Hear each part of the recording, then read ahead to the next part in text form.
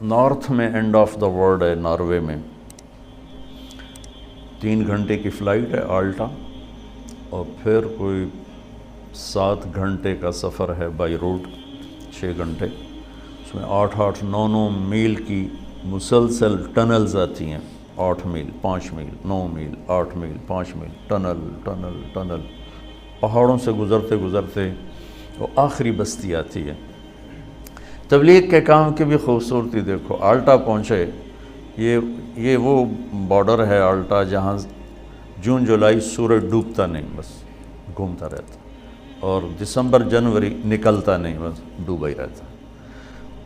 ہم جب وہاں پہنچے تو تبلیغ کا کام وہاں بھی چل رہا تھا، اور سبحان اللہ انہوں نے ہمارا استقبال کیا، اور وہ دن تھے بہت زیادہ مصروف، تو پورے شہر میں ایک ٹیکسی نہیں ملی، تو انہوں نے ہمیں اپنی گاڑیاں دی کہ آپ ہماری گاڑیاں لے جائیں، کل آ جائیں، سب ادھر ہی جاتے ہیں۔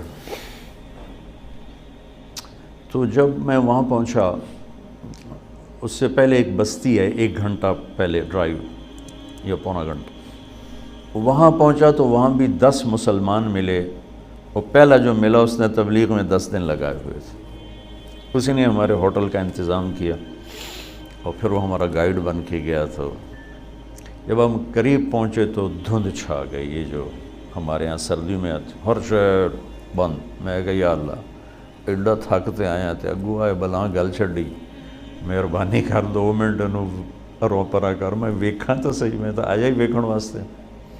خیر پتہ نہیں کوئی قبولیت کی گاڑی تھی، وہ ایک ریلا آیا بڑا خوفناک قسم، گزر گیا اور پھر چمک۔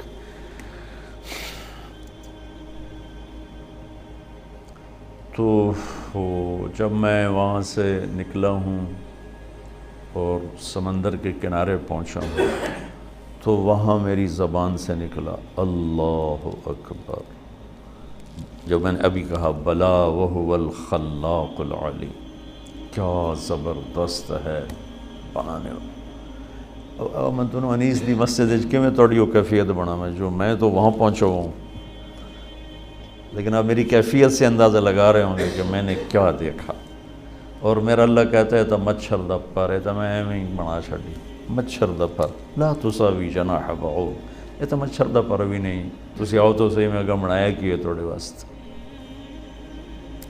میرے نبی کا فرمان ہے کہ ایک منظر میں ڈوب کر اللہ کا بندہ جنتی، 70 کا مطلب ہوتا ہے بے شمار، یعنی لاکھوں سال بیٹھ کے صرف ایک چیز کو دیکھتا رہے تو اس کا مزہ ختم نہیں ہوگا، چونکہ ہر لمحے جنت کا حسن بڑھ رہا، ہر لمحے۔ اس مسجد کو ایک حد تک خوبصورت بناؤ گے، آگے ختم،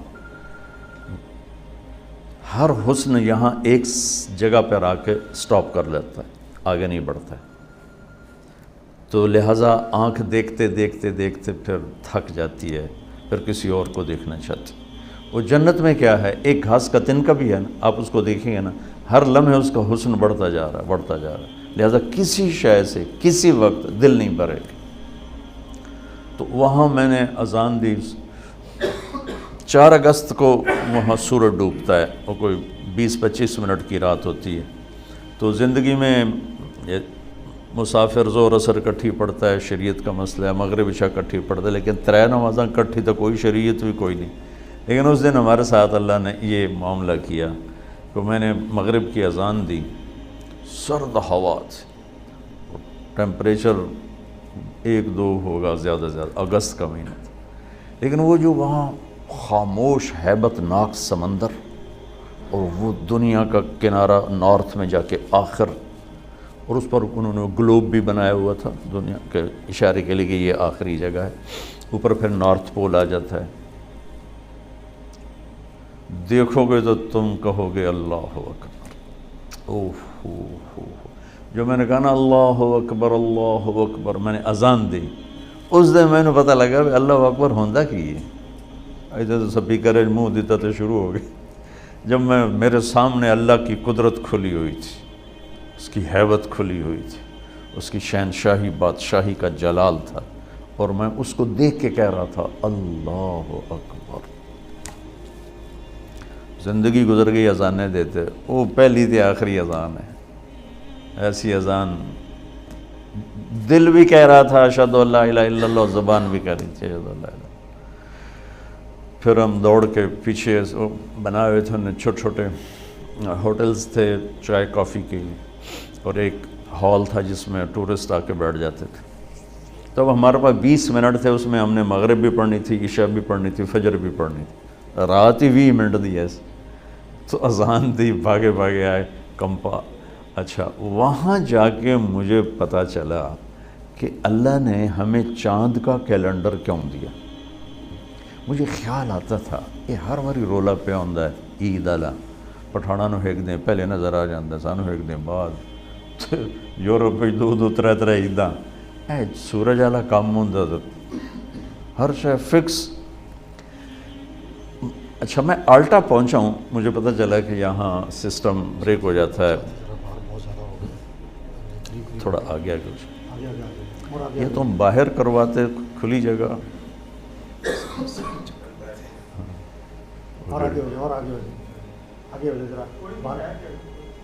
چلو ٹھیک ٹھیک ٹھیک۔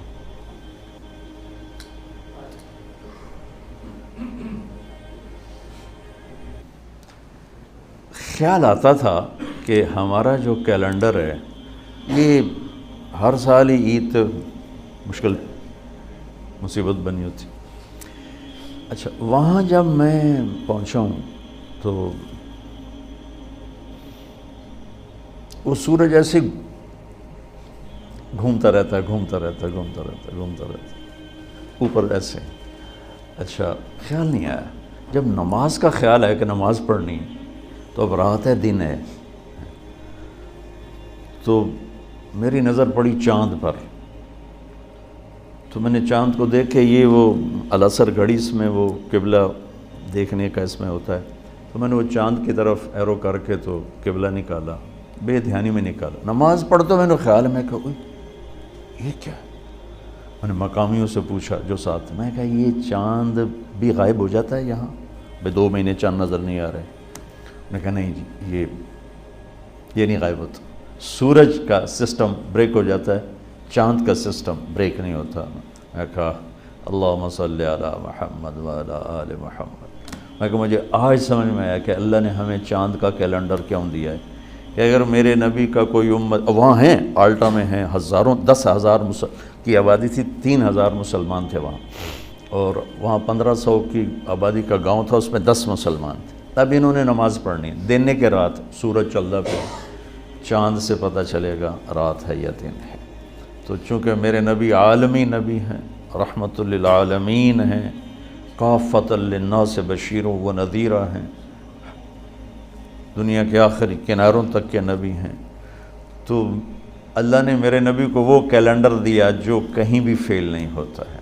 چاند کا کیلنڈر، سورج کا کیلنڈر فیل ہوتا ہے وہاں، تو میں ویکھ کے آیا، اور چاند کا کیلنڈر وہاں بھی چلتا ہے۔ میں کہا یہ ہے رحمت للعالمین کی شان، کیا میرے اللہ نے اپنے نبی کو، حالانکہ چاند بھی اللہ کا، سورج بھی اللہ کا، هو الذي جعل الشمس ضياء والقمر نورا وقدره منازل لتعلموا عدد السنين والحساب وكل شيء فصلناه تفصيلا۔ جنوری فروری سورج سے ریلیٹ ہے، تو سورج اللہ دا، تو جنوری بھی اللہ دا، اور محرم سفر چاند سے جڑا ہوا ہے، تو چاند بھی اللہ کا، تو محرم بھی اللہ کا۔ تو وہ کافروں کا اور یہ مسلمانوں کا ایسی بات نہیں ہے کہ کوئی تعصب ہو، اللہ نے اپنی قدرت سے اپنے حبیب کے لیے چاند چنا، تاکہ دنیا کے کسی بھی کنارے پر امتی موجود ہو تو اس کو نماز کے لیے ٹائم معلوم ہو، اس کو روزہ رکھنے کے لیے ٹائم معلوم ہو۔ تو خیر، میں آپ سے عرض ہی کر رہا تھا کہ اللہ تعالیٰ نے اس مسافر خانے کو اتنا خوبصورت بنایا ہے کہ انتہا کو حد کر دی ہے۔ تو جس کی وہ تعریفیں کر رہا ہے روزانہ پورے قرآن میں، جنات عدن تجری من تحتها الانہار، جس کو اللہ کے نبی نے فرمایا کہ اللہ نے جنت الفردوس کو اپنے ہاتھوں سے بنایا۔ اب کتنا ہی بڑا گھر بنائے، کیا علاج ہے موت کا؟ کیا علاج؟ سب سے بڑا گھر دنیا میں بنایا تھا ایران کے بادشاہ خسرو پرویز، 11,000 پلرز پر وہ گھر کھڑا کیا گیا تھا. تسی تو بڑے بڑے گھر بنانے والے بیٹھے ہو. 11,000 پلرز پر وہ گھر کھڑا کیا گیا تھا اور 40 مربع میل میں تھا. 40 مربع میل. اور اس میں پوری دنیا سے کی حسین ترین 3,000 باندیاں اس میں چھوڑی گئی تھیں اس کے حسن کے لیے, اس کی زیبائش کے لیے. اور جنگل میں 900 ہاتھی چھوڑے گئے تھے اس خسر پرویز کی ہیبت کو. اس لئے ہاتھی بڑی طاقت ہوندی ہے تو ہاتھی چھوڑے ہوئے تھے. اور اس کے نیچے 100 بڑے بڑے ہال تھے جو سونے چاندی سے بھرے ہوئے تھے. اور اس کو اس میں 10 سال رہنا نصیب نہیں. اور رومن امپائر اس وقت دب رہی تھی تو اللہ نے قرآن اتارا, الف لام میم غلبت الروم فی ادنی الارض وہم من بعد غلبہم سیغلبون. کافر ہمارے نبی کو اور مسلمانوں کو طعنہ دے رہے تھے, تم کتاب والے ہو اور عیسائی بھی کتاب والے ہیں, ہم بھی بغیر کتاب کے ہیں اور ایرانی بھی بغیر کتاب والے کتاب والوں کی پٹائی کر رہے ہیں, ہم بھی تمہاری کریں گے. تو اس پر اللہ نے یہ آیت اتاری ہے, کوئی حال نہیں, آج جو مار کھا رہے ہیں کل انہیں جیت جانا ہے. اس پہ شرطیں لگ گئیں.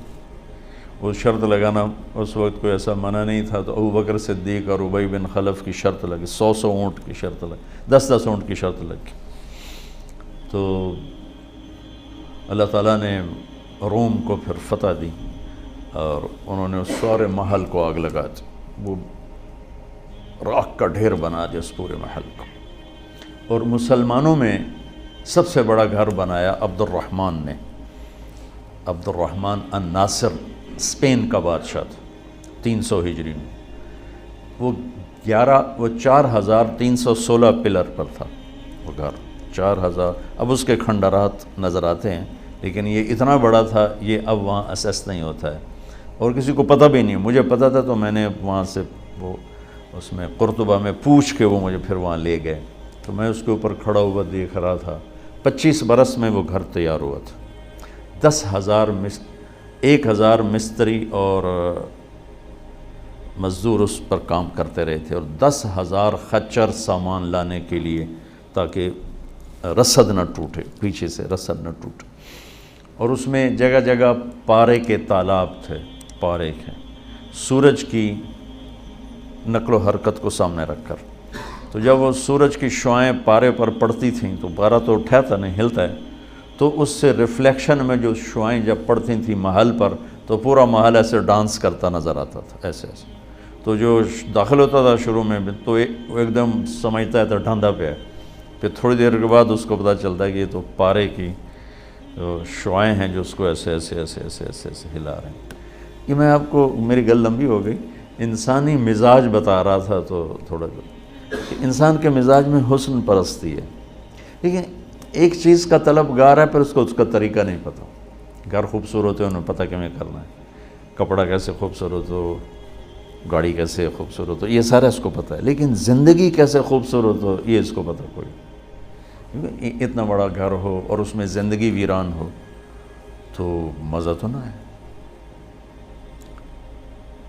زندگی کیسے خوبصورت گزاروں کہ میرا من بھی خوبصورت بنے, میرے اندر خوشی ہو.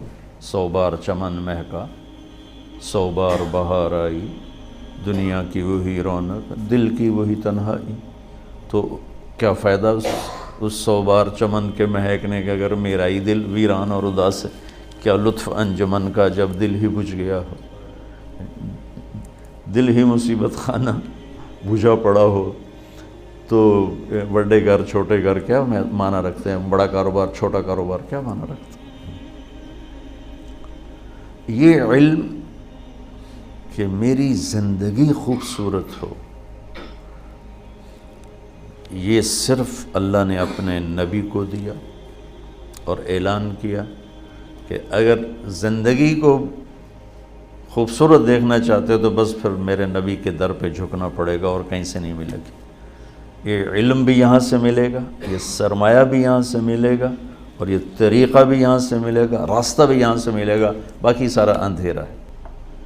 میں نے آیت پڑھی، لقد کان لکم فی رسول اللہ اسوۃ حسنہ، کہ اگر تم اپنی زندگی کو حسین دیکھنا چاہتے ہو، خوبصورت بنانا چاہتے ہو، میرے نبی کا طریقہ اپنا، کہ اس کے اندر دل کی زندگی چھپی ہوئی ہے، کیونکہ دل جو زندہ رہتا ہے وہ ان کپڑوں سے نہیں، ان کھانوں سے نہیں، اس کی زندگی کا راستہ میرے نبی لے کر آئے۔